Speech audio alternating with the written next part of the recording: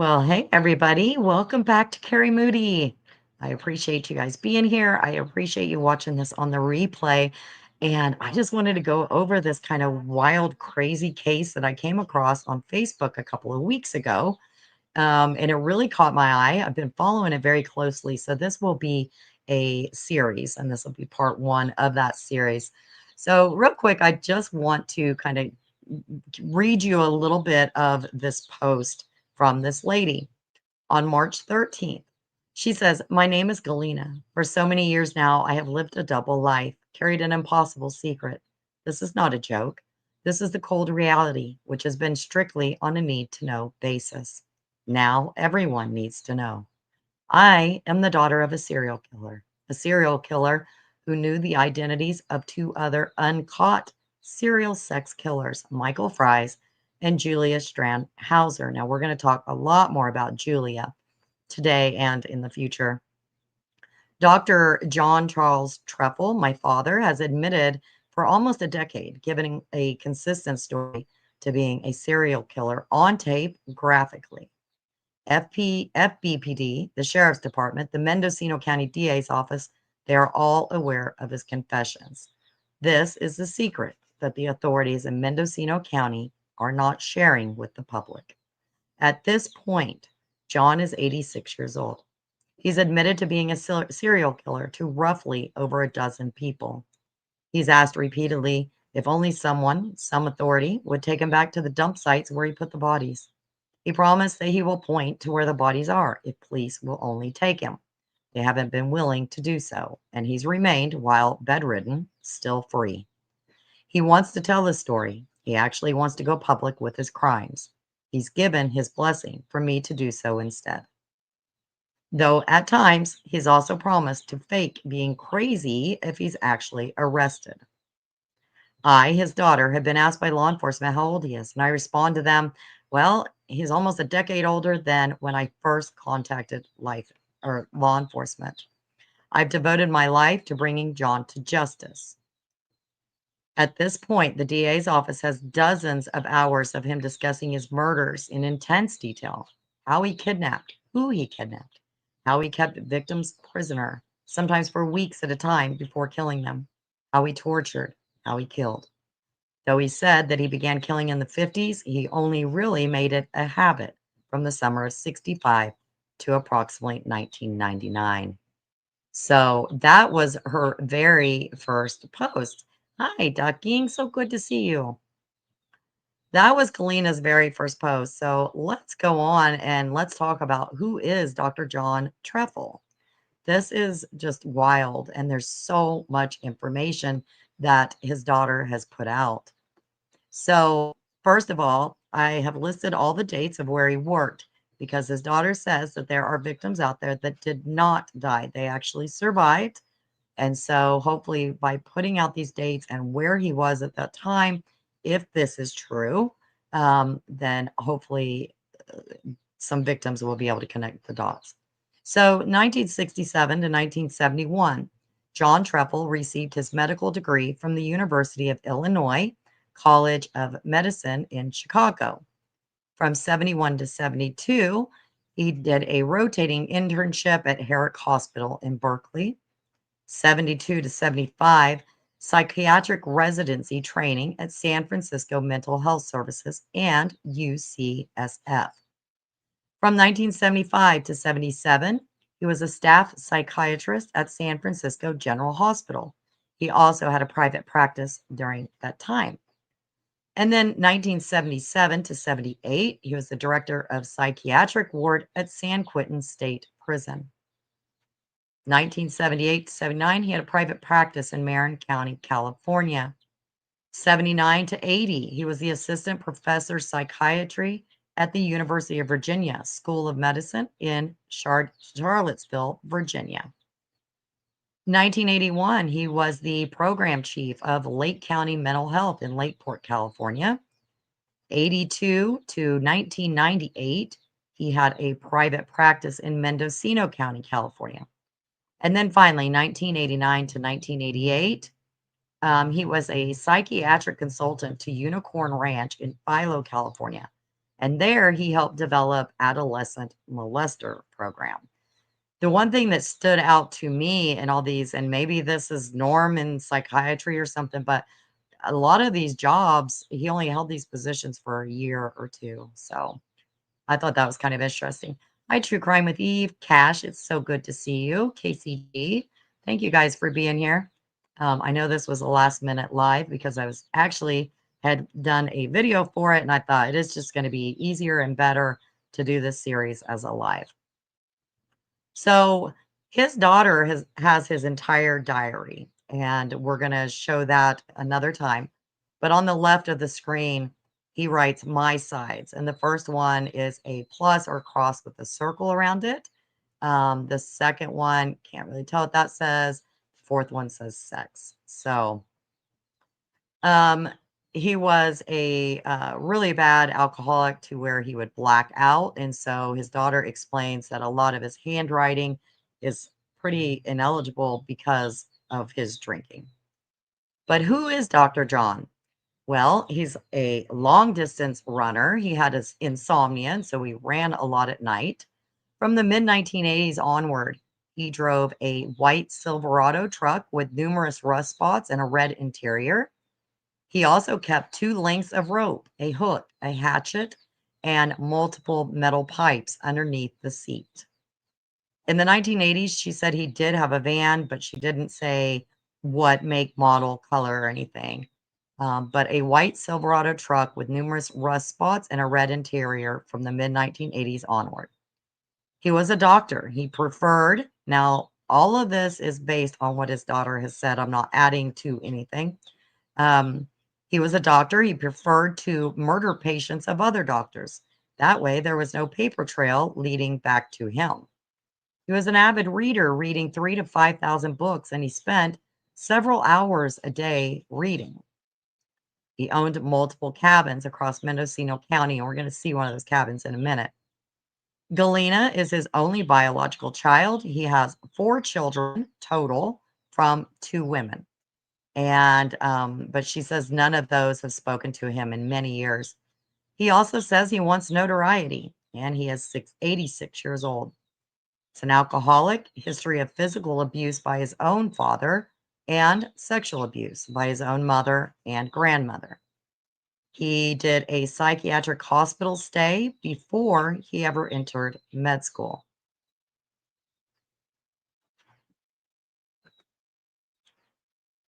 All right, so the picture, his IQ, she said his IQ, and I want to say it was like 140.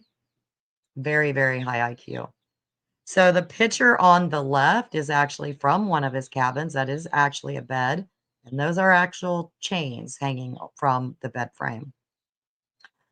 So Galena says that her dad was shy, introverted, rarely able to make or sustain friendships. And I wonder if that was a part of his work history, a year here, a year there.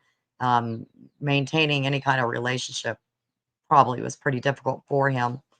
And then he very much wanted a co-conspirator and was always on the lookout for one, which will bring me to Julia. And I wonder if that's not what he was looking for in Julia that we're going to talk about.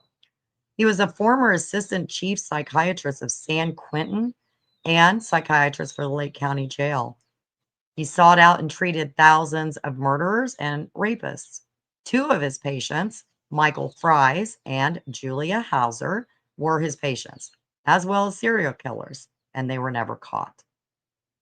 He's been admitting to being the Santa Rosa Hitchhiker Killer since 2015 and to being the Zodiac Killer since 2023. So in the beginning, on March 13th of this year, 2025, a lady named Galina Trefil made a pretty astonishing Facebook post claiming that her father is a serial killer. Her father, Dr. John Trefil, is now 86 years old, and he's bedridden in a medical facility. She claims that her father has admitted for almost a decade, giving a consistent story to being a serial killer on tape, graphically. And we have those tapes. She's released those. She also states that he has admitted to being a serial killer to roughly over a dozen people. Now, those are what he's admitted to. He has asked repeatedly if some authority would take him back to the dump sites where he put the bodies. He's also promised to point to the bodies if only police will take him. And they haven't been willing to do so, and so he remains free. His daughter says that this is not what she would have wanted. She really loved him, worshiped him, but this is what he wants, for her to be the voice for him. He's terrified that the victims' families will take revenge and murder him, but he also wants the story to go public. And my understanding is he did begin to receive death threats, and the place that he is in, the long-term medical facility, had to go on lockdown because of that. He claims to be the Santa Rosa Hitchhiker murderer, and that is a series of at least seven unsolved homicides involving female hitchhikers that took place in and around Santa Rosa, California in 72 and 73. All of the victims in those cases were found nude in rural areas near steep embankments or in creek beds near roads. The California police believe that the perpetrator, quote unquote, interviewed potential victims before killing them. Despite extensive investigations, they all remain, the killer remains unidentified. The Zodiac Killer is also a suspect to those murders, and John does claim to be the Zodiac Killer as well.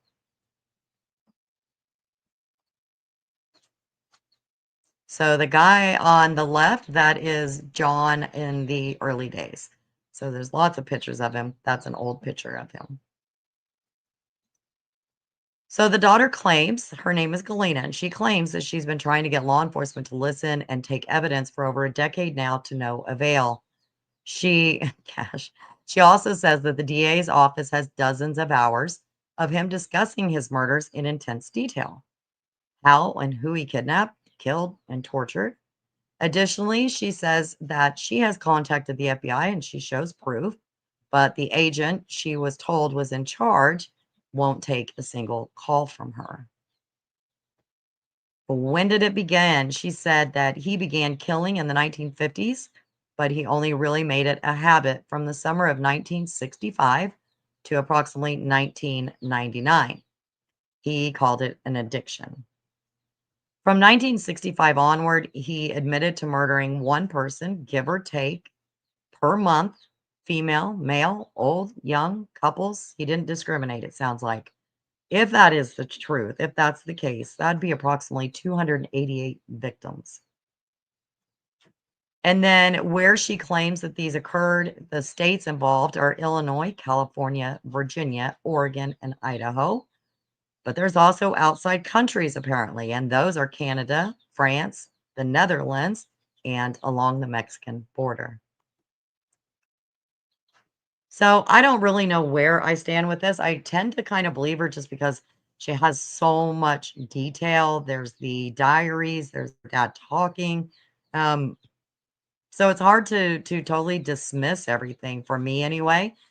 Do I know that it's all true? I don't. But if what she's saying is true, he would be the most prolific serial killer in United States history. So I just think it's fascinating regardless.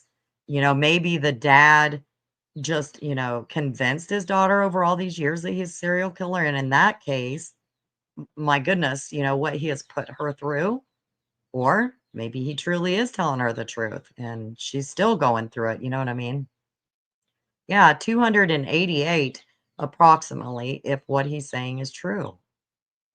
It's a lot of people.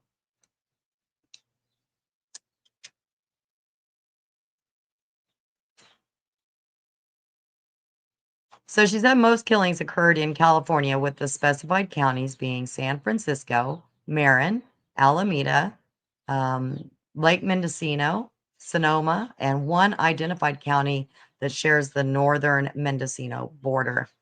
She claims that he murdered her grandfather and laughed about it, that he also killed, gosh, also killed two of her great grandparents. He also allegedly murdered multiple other people that she had met as a small child in the 80s. She says she has devoted the last 13 years to building a case for the prosecution so that the families of the deceased could have the justice that they deserve.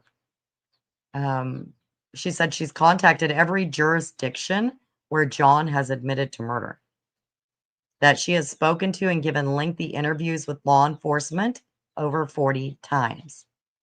She also says she's provided DNA samples to law enforcement. She uploaded his DNA to multiple genetic websites, and his profile is on GEDmatch.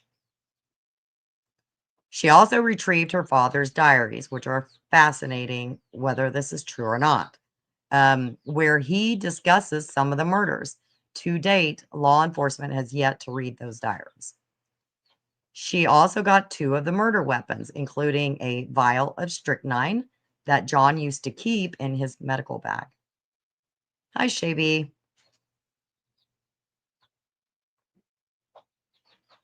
Yeah, Cash. I mean, regardless, there's so many of the victims that were never, they never had any justice.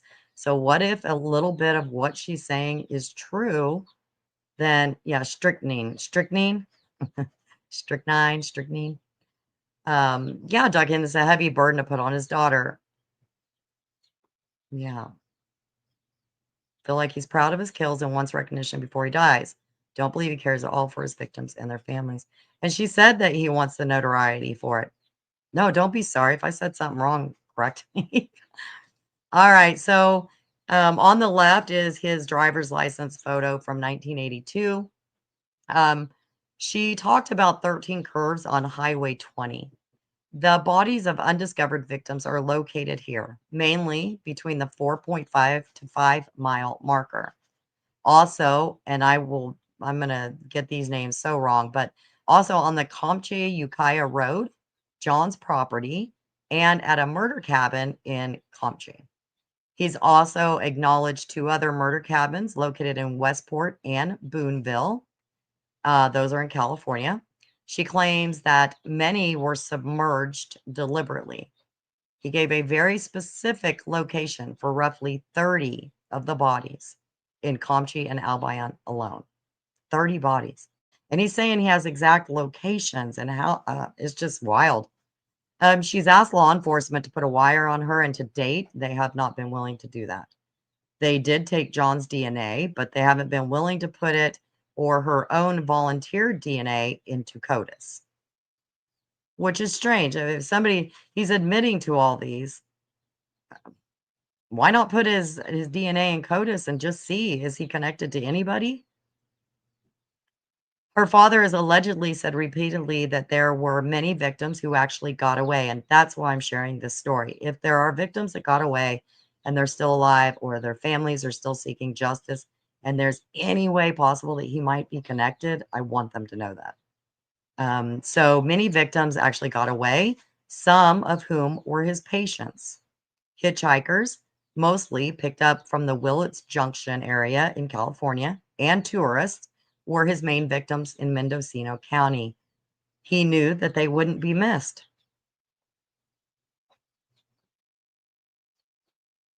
Now, in the comments, Galina's asked about her motive, and is she just, doing this to write a book? Because she's a writer, she has published a few books, and she's open about that.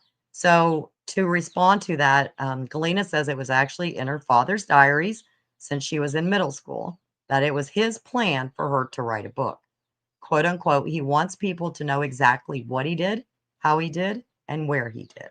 So that's her response to that.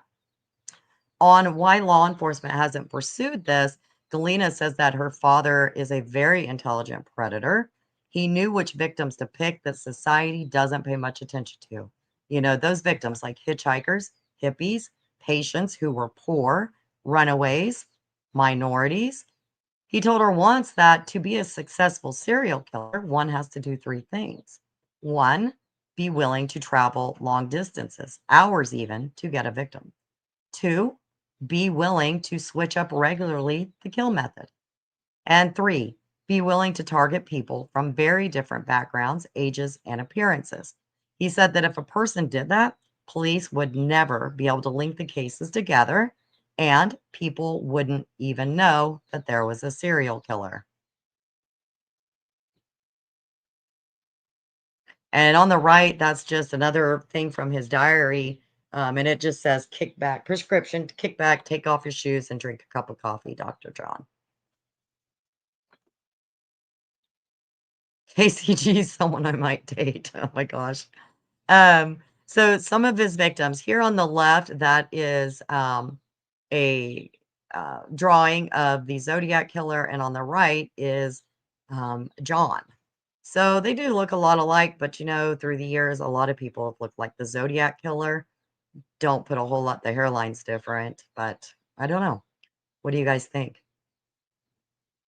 So John went to Westport, California a lot in the early 1980s. And the first time he admitted to killing a woman, because initially he would only speak to his daughter about his male victims.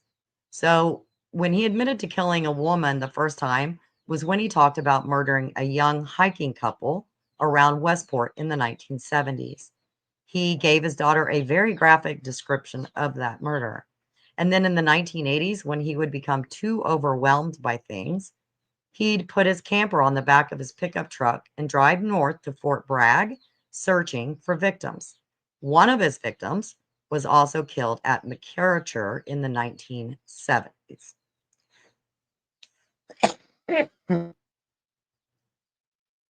So, what do you guys think? Do you think his picture looks anything like the suspected Zodiac killer?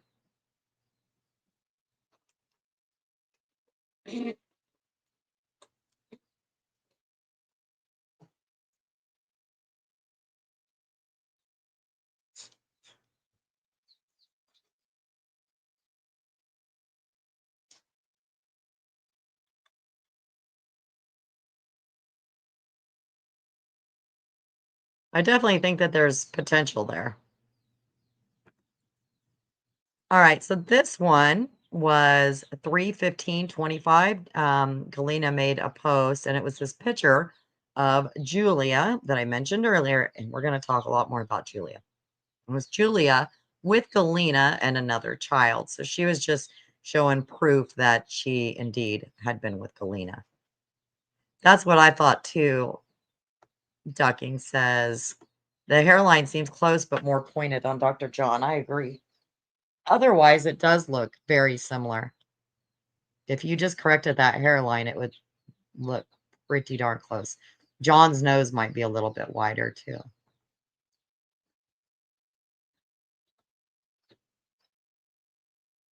So let's talk about Julia because she's a pretty big player in the whole story. One day, John told his daughter that he had a special job for her, and he had a new patient that had multiple personality disorder. He and she had some personalities that were children. So he wanted his daughter Galina to come to his office and play with this patient so that he could observe the child personalities playing with another little girl. He praised his daughter and he called her his little psychiatrist. He warned her, though, that if she ever told anyone what was said during the therapy, she would go to prison for many years. The patient she met and played with was Julia Strand. Very soon after meeting her, Julia began staying the night at their house in Albion 3 or so times a week. Her relationship with John was grotesquely sexual and resulted in Galina being subjected to physical, sexual, and psychological abuse. She said she will never forget the time when, at a burn pit in their backyard, Julia started taunting Galina that she would burn Galina's chihuahua alive in front of her.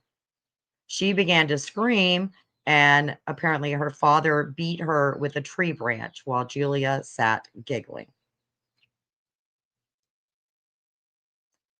Hi there, Super. Thanks for joining us. So Galena states that Julia probably told her personally that she um, would murder her at least 100 times. So Julia at least 100 times tells Galena that she's going to murder her. She repeatedly threatened to murder Galena's mom. And Galena's mom became so afraid of Julia that despite her being a fourth grade teacher at Fort Bragg's grade school, Galena's mom began carrying a loaded gun to school and keeping it in her classroom desk. Her mother was afraid because Julia spoke in detail of being an uncaught serial killer. And according to her, she had murdered for the first time as a teenager living in Southern California. For several years, Julia lived and murdered allegedly in Lake County and then continued in Mendocino County. Some of the victims were stabbed to death with a special knife, which Galina's father admitted on tape that he took it from her and disposed of in the Albion River in case it had any DNA on it. Some of the victims of Julia were trafficking victims, were only children. So she's claiming that Julia, there's trafficking victims of Julia, and some of those were just children. The victims in Lake and Mendocino County were almost entirely very elderly men.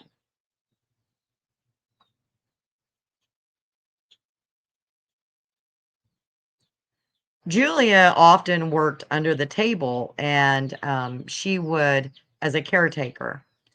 So she was entrusted with the care of patients that were unable to manage themselves, sometimes even unable to speak because they'd had strokes. And apparently, allegedly, she sexually abused these patients. She denied them their medication and or overdosed them. She never said any of their names, but she did claim to have worked at the Sherwood Oaks Retirement Facility in Fort Bragg, California. So Sherwood Oaks Retirement Facility in Fort Bragg. She also told Galina many times about one particularly very frail old man that Julia laid on him on his or sat on his chest until he died. Now, Julia is a woman of over 300 pounds. All throughout late grammar school, middle school, and high school, Galina said she lived with the secret of being stalked by, abused by, and waiting for Julia to inevitably murder her as well. Julia says her mother did go to the Fort Bragg Police Department to report Julia's serial killer claims. There is a report of that visit, and she says that her father also kept a record of the police officer's name that told her that. While he believed Julia was a known pedophile with a rap sheet, she had also been married to Dale Strnad, who had been killed in a shootout after murdering a California Highway Patrol police officer. Still, nothing happened. Julia was not even questioned. That same Fort Bragg cop later took a job as an investigator for the Mendocino County DA's office. Now, as a teenager, she began to be aware of just how bizarre her situation was. She was a minor facing down a child killer, in her own words. Why was no one helping her? Why was the Fort Bragg PD not helping? Galina's sense of despair intensified when Julia accused her father of rape to the California Medical Board. That investigation lasted years, and Galina thought, aha, someone will save me now. Her father had her copy Julia's patient files for the medical bar, wherein she saw Julia put in writing her intention to kill Galina.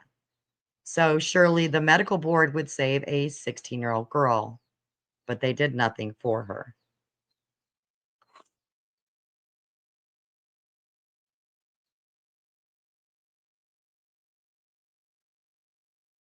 The night of her 17th birthday, as Galina was she was on the couch, Galina awoke to the sound of the front door being jostled.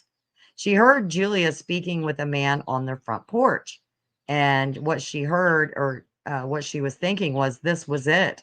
She had come to murder us, me and my mother, and had the knife to do it. She just couldn't get inside.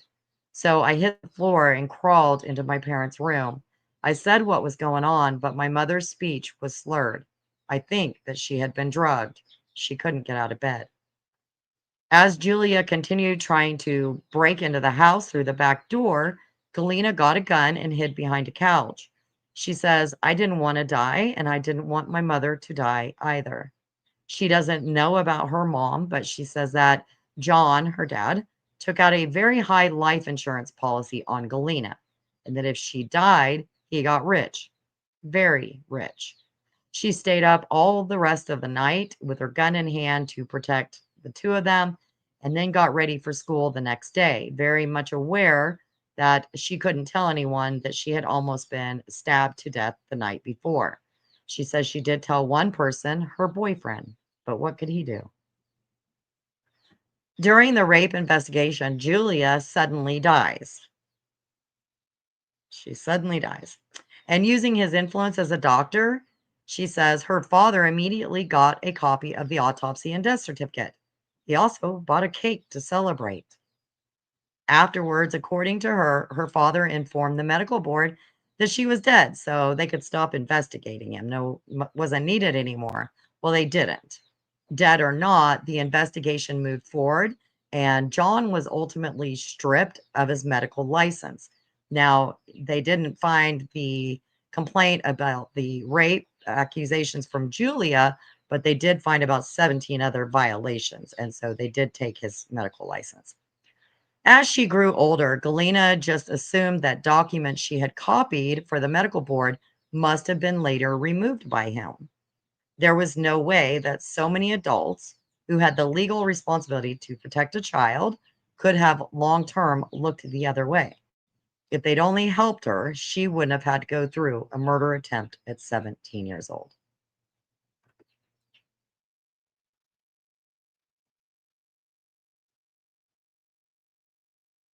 So many years later, her dad, John, gave her his entire box on Julia Strand's records. She said it was beyond devastating to read that the California Medical Board and so many doctors absolutely did nothing or absolutely did know about Julia's claims of being a serial killer. They also knew that her life, a child's life, was specifically being threatened. They knew, and they left me there in those circumstances to die. To this day, if I were ever in a room with those doctors, all that I would want to know is why. Why didn't I deserve to live? Didn't I deserve to not be subjected to a pedophile? How could they ignore this? She wrote. No, no, Galina didn't.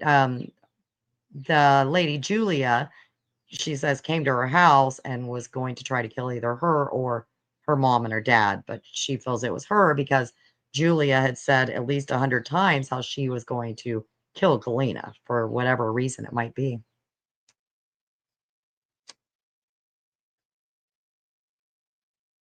Yeah, this just absolutely fascinates me, and you guys, there's so much more. My gosh, she's posting nonstop, commenting in the comments. There's just a lot.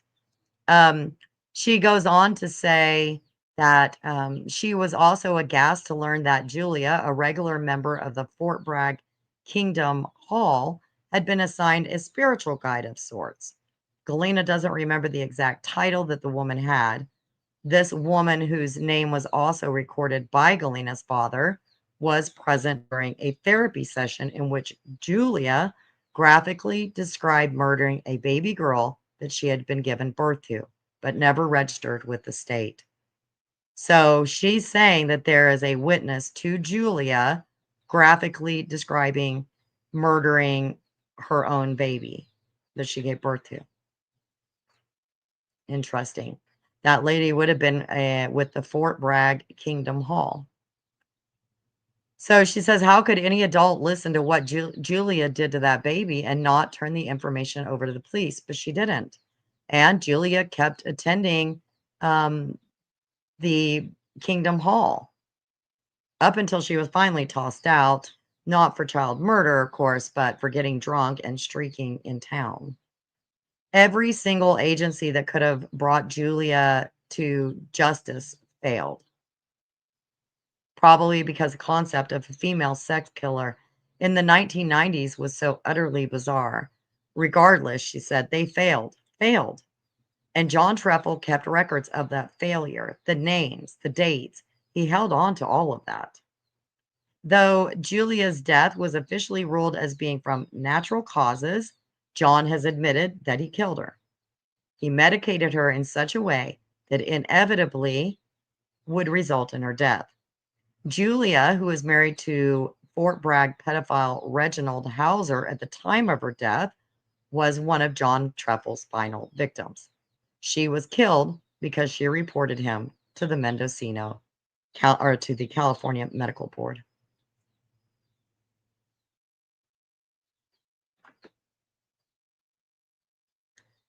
She says, though Julia is long dead, Galina says her victims still deserve justice. The Fort Bragg PD told Galina there's nothing they could do, but she challenges that. She says, surely someone that hired Julia to take care for their ailing family member has the right to know what could have truly happened. If that person died in her care, her face should have been plastered all over Mendocino and Lake County in the 1990s. Galina says she went to both Lake and Mendocino County Police about this, but nothing has happened. She also says that the Mendocino County DA's office has a copy of every single document that her father kept regarding Julia. Every name that failed to catch her, they have a copy of it. So why aren't they doing anything? I don't know. I don't know the answer to that. They did put out a statement on one case, and I'll get to that in part 2. These are just some comments here, and this is an old friend of Galina's, and the friend is just kind of confirming some of the living conditions that Galina was talking about. So she has more than just one friend that is confirming some of this information that she's at least claiming of her childhood, okay? So Galina says, well, you were my bestie. I could talk to you. You know that I would never lie about this. And you know how painful it was for me to talk about it. It still is. And her friend said, the idea of that woman terrified me. She's talking about Julia.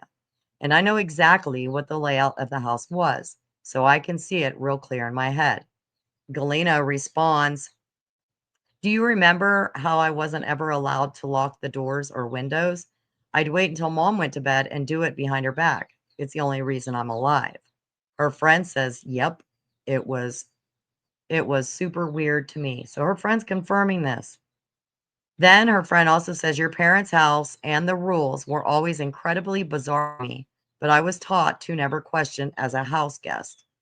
Galina says, quote unquote, don't eat the soup. Whatever you do, don't eat my father's cooking. Ugh.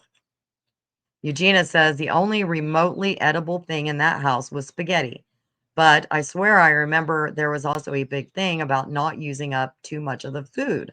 That's why we always seemed to have to bring our own food, which was a tough one for me as a teen since I hadn't had an allowance or such. Yeah, this is happening right now. So she's actively posting, and there's just a lot of information that I want to put it out in a easy way for people to be able to refer to or to listen to. I hope that this will help. And if there are any victims, I hope that it helps them. I truly do. And if there are none, I hope that Galina gets the help that she, obviously would need. So this is the son of Julia. He comes into the comments, which was crazy. He says something about his mom being a monster. He says, I was born to this monster. I want to be a part of bringing justice with you. Thank God. I grew up in foster homes, and when I was with her, I ran away at every opportunity I could. I have witnesses from Huntington Beach, California, that will also speak up and witnessed certain things. I just found out today from my daughter about all this stuff, and I'm horrified. Everything you say lines up with everything I know, and I want to work with you to make everything we can in our life whole. I think I remember you briefly. It was in the Albion property where my mother stayed in a trailer. So he's confirming that his mother did stay at the Albion property, like she says. And there's going to be more of that when we get to the board of medical board of California, and that entire document is straight crazy. But she said he thinks he remembers her. He said the place felt yucky and gross there. I ran away, stealing my mother's car and taking my chances, even though I was too young to drive. This is my first day learning about all this and reaching out to you. I'm in the moment processing this horror. I do want to clarify, though, my dad's Vietnam experience and what he did had nothing to do with my mother's evil choices in life. He had his own psychological issues. I can explain later if need be. The only reason I got on Facebook is because my daughter sent me this link, and then he gives her an email address so that she can contact him. He said, I also want to say the Kingdom Hall didn't have any information about her past, and that's not the reason why they didn't accept her. There's many more reasons why they didn't accept her. However, I will be notifying the Fort Bragg Kingdom Hall of all this information. I hope to hear from you because I think both of us might be able to heal each other. And then Galina responds, Alan, I remember you too. I'm so incredibly happy that you reached out. Really, I commend you for it because I know, as only someone who knew, Julia, and then I don't know what the rest was because it must not have been that important if I cut it off, right? So, what do you guys think so far? She has a friend that's kind of backing up the home situation, the home life. We've got the son of Julia responding in her comments. Her mother is also responding in the comments, but that's going to have to be in another one as well. Mom is cuckoo, cuckoo, cuckoo.